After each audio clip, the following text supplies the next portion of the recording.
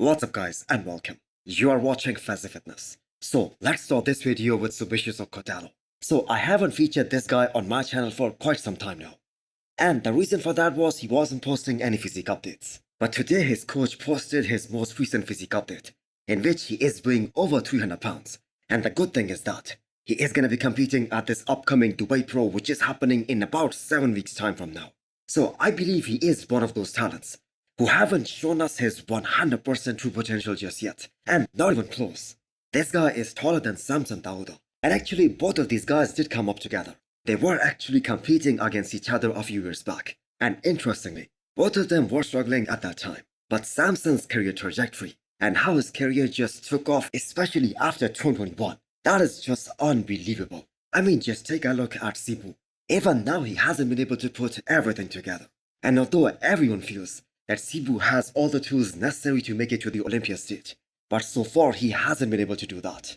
So Sibu is making his return to the stage, roughly after a gap of more than 1.5 years. He took the entire 2023 off. So we should expect to see some good improvements in his physique in 7 weeks time. The last time he did a show was back in 2022. So he placed well below his own expectations. And the show where he is trying to make his comeback, that I have to say is gonna be a difficult one. So far, it already has 2 Olympians, Nathan Diesha, Behrouz, although Behrouz hasn't stepped on the Olympia stage, but he has qualified 2 times. Plus, we have an absolute freak of nature in there, whose name is Rubil Mosquera. So this is definitely gonna be a difficult show. Next up is the physique update of Stuart Sutherland, aka Beef Stew, who is now back on the grind, as he is gonna be doing Vancouver Pro next, which is happening in 5 weeks time. So for those of you guys who do not know, Stu went through a horrible adventure after competing at Cali Pro a few weeks back. He suffered from a stomach virus, and that led him to dropping about 17 pounds in a matter of just a few days because he was unable to eat anything. But still he did a guest posing, and unexpectedly that actually went pretty well. So Stu needed a break after the New York Pro as well as Cali Pro. And considering the lineup at the New York Pro, he did extremely well, placing 4th. And actually Tyler Mannion told us after that show that it was really close between him and Antonio Burton. But Cali Pro on the other hand was a big blow, because everyone was expecting that Stuart Sutherland is going to be the one pushing Tony Burton for the win at California Pro. But he placed well below his own expectations and actually everyone's expectations. And one of the major reasons for him placing 4th at that show was because first of all his stand was absolutely horrible. Plus his conditioning wasn't as good as it was at the New York Pro. So Vancouver Pro is up next for Stuart. And this is gonna be another very good show. We know John Jewett is doing this show. He has already confirmed. Stanimal announced it way back that he is once again going for Van Pro this year. And Stan is one of those guys who you cannot ignore, especially the kind of conditioning that he brings. Robin Strand, who was one of the standouts at Toronto Pro this past weekend, he is also going for Van Pro. And the most wild card in there, Hassan Mustafa, who is actually the reigning Vancouver Pro champion, is also in. And Hassan could be the most dangerous guy in there, because if he can bring the conditioning, if he can nail his peak, he can beat anyone in this lineup. And yes, I know he was kinda off at Toronto Pro, but now he has those extra 5 weeks of dieting to get truly shredded. And if he does, the mass that he carries, that is just too hard to ignore. So Hassan Mustafa, we all know when he is really dry and really shredded, he can give all these guys a run for their money and can actually win this show. So he needs to bring that conditioning that he had on the Olympia stage, because that's his only play.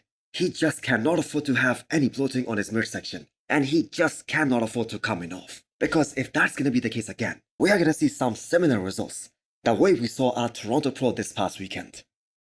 The official comparison list of Empro Classic Spain is out now. So this is going to be another very exciting show of the year. So many storylines going in there. The return of the conqueror William Bonac, who is a 2 times Arnold Classic champion, as well as 2nd place finisher at the Olympia. So not many guys who have qualified for this year's Mr. Olympia, they have a resume like William Bonac. And this is his comeback show. And this show is going to determine the fate of William Bonac for good. Is he still good enough to go up against these young up-and-coming bodybuilders, like Behrouz and Michael Krizo? Will we see him on the Olympia stage again this year? And for those of you guys who do not know, William Bonac is also doing Prodigal Pro, which is happening just after Empro Classic Spain. Andrea Presti was supposed to do that show, but as of right now, we do not know what his plans are. And so far, only Nathan Yesha has hinted about doing Protocol Pro. So this contest will also determine how good Behrouz really is. This will be his first time standing next to a guy like Michael Krizo, who is not only the defending champion here at Empro Classic Spain, but he is the 7th best bodybuilder in the world right now, especially if we take the placings from this past Mr. Olympia. So if Behrouz makes it to the US, this is gonna be his Olympia debut. And if he is given a chance to compete there, I believe he can be as high as top 10. So Krizo has been looking really huge and really freaky. And if we really talk about the freaks in 2024, Nick Walker, Rubel Mosquera and Michael Krizo are the ones who are on the top of that list. And I believe qualifying for the Olympia isn't going to be a big thing for Michael Krizo, but he also has to prove himself big time at the Olympia stage this year. So Michael Krizo has to be considered the favorite going into this show. So Empro Classic is also the first show of the season for Sasan Bonac, who is making his return to the stage for the very first time since 2018. Now he was never the biggest guy on the stage, but he was always in spectacular condition, and his shape has always been superb. Personally, I don't think he can win after taking this much time away from the stage, because once you step away from comparative bodybuilding, it is really hard to get back into that mindset. Plus, this is gonna be his first show back. But that being said, so happy to see him back on the stage. So I was surprised to see Samir Troudi's name in the men's open list, and his name in the men's open bodybuilding isn't a mistake. He is legit making his pro debut this coming weekend in the men's open bodybuilding.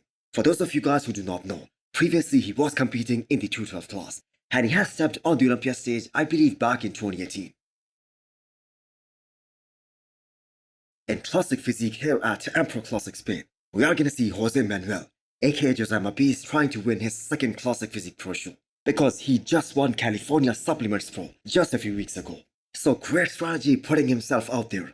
So the judges have a good idea what to expect from him at this year's Mr. Olympia. Now I won't be surprised at all if he wins his second one here, because even his downsized physique for Classic, that is so damn impressive, especially from the back. That is definitely an Olympia worthy physique.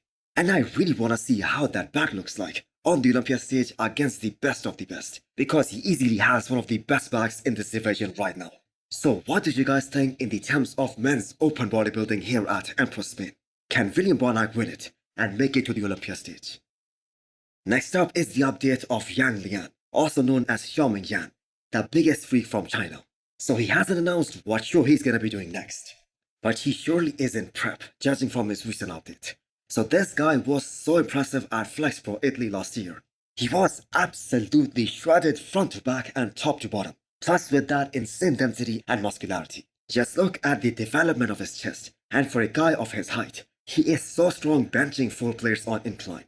He was able to beat Blessing Avodibu, and Blessing we all know was setting himself up as a title contender at Flex Pro Italy last year. Now I do have to say Yang Lian is limited by his height though. How much more muscle can he pack on before his shape gets blockier or his waistline blows out?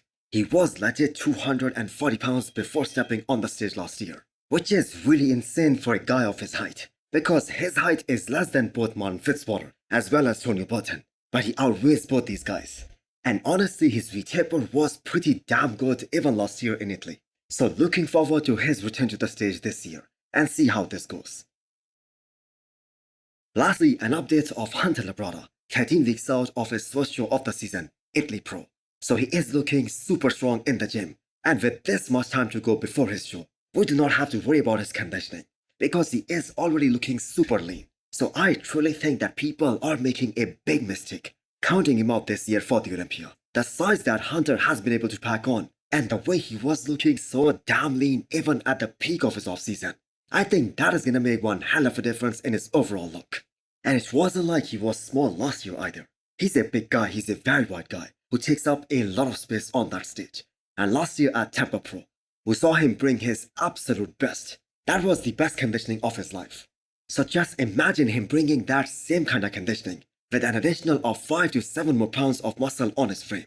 I think he is gonna scare a lot of people. So people talk about his tone pack, that it is a distraction. But other than that, I have to say Hunter really does not have any weak body parts. His back has improved a lot over the years. His calves are some of the best in the game. His arms this time are looking absolutely massive. So when we are talking about the first call out at the Olympia, Hunter is always going to be in the discussion. So what are your expectations from him this year? Can he beat a guy like Nick Walker? And also hit the thumbs up button if you liked the video. And smash the subscribe button if you wanna come back for more. Thanks for watching.